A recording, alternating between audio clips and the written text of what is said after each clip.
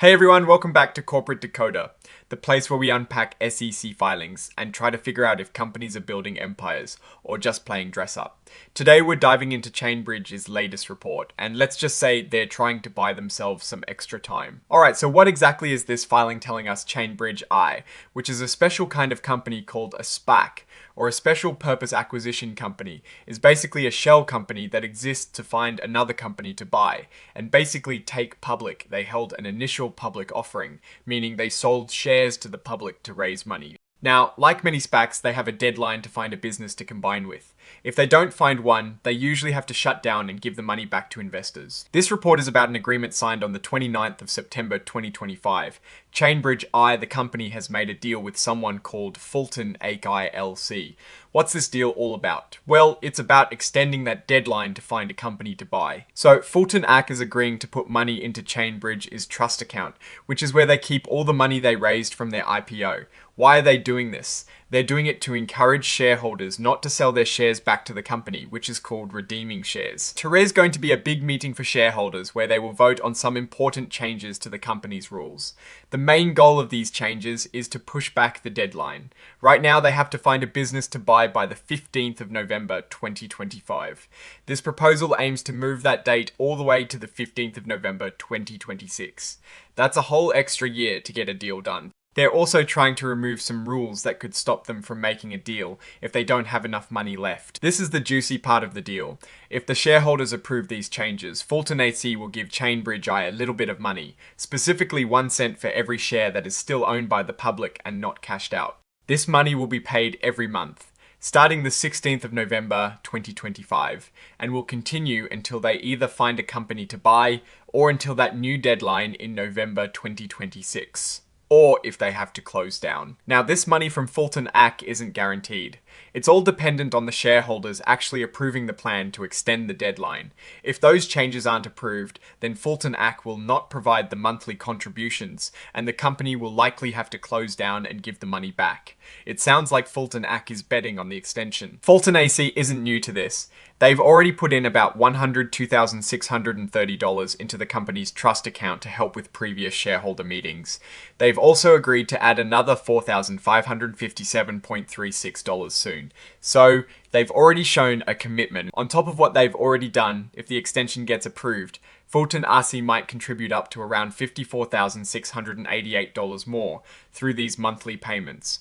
Combined, their past and potential future contributions are called the contributions. So, what does Fulton AC get out of this? They're essentially getting a deal on shares of the company that Chainbridge I eventually buys. Once the business combination is completed, it's like they are getting these future shares as a reward for helping Chainbridge I stay alive and keep trying to find a deal. But, and this is a big but, they only get value for these contributions if Chainbridge I actually does find a company to buy, and they will only get the value that will be agreed upon by the parties involved in that future deal. If no deal happens, their contributions are basically lost. This deal highlights a common strategy for SPACs facing a ticking clock. By offering incentives, like a small payment per share, to shareholders who don't redeem their shares, they try to keep enough money in the trust account to make a deal possible. It's a sort of financial handshake to keep the process moving. However, it also shows the precarious position of the company. They are really banking on these shareholder votes to go their way. To get the ball rolling, the company has filed something called a proxy statement. This document is sent to shareholders to explain why they should vote yes on the proposal to extend the deadline and vote on other important matters. The meeting is scheduled, and shareholders will be getting these documents soon. This section is important because it tells us who might be trying to influence the shareholder vote. It lists the company's directors and executives, and usually indicates their stake or interest in the outcome of the vote. It's always wise to check this to understand potential biases. Now, this section is standard in most filings. It's a disclaimer warning that the company's future predictions might not turn out to be true. They talk about potential risks like not getting shareholder approval, or a lot of people cashing out their shares. They're saying basically, we hope this works out, but a lot of things could go wrong. It's a reminder that the future of SPACs can be very uncertain. For Chainbridge I, the main risk is that the shareholders simply don't agree to the extension, which would force the company to wind down. This part is just a legal notice. It's saying that this report is for information only, and it's not an attempt to sell or buy any shares. It's standard legal jargon to make sure they're following all the rules. And here is the actual agreement that details everything we've been talking about. It shows the terms and conditions of how Fulton Axie will support Chainbridge I. This is mostly for technical purposes, making the document computer readable for financial analysis. And finally, the report is signed off by Andrew Cohen, the Chief Executive Officer. This signifies that the company is officially submitting this information to the SEC.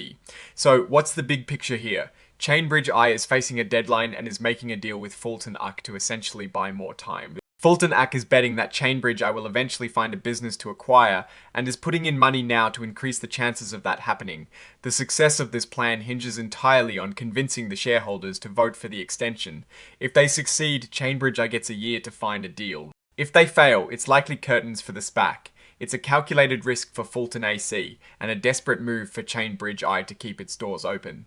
It really highlights the speculative nature of SPACs and the power shareholders hold in these crucial moments. We'll be watching to see if they can pull off the extension and, more importantly, if they can find a worthwhile business to merge with. Alright, that is our deep dive into Chainbridge as latest filing. What's your take on this extension strategy and what it means for the company's future? Do you think they'll find a deal? Drop your thoughts in the comments below. If this analysis was helpful, please hit that like button and subscribe for more corporate decoding. And don't forget to join our Discord community, linked in the description, for more discussions and insights. Thanks for watching. See you next time.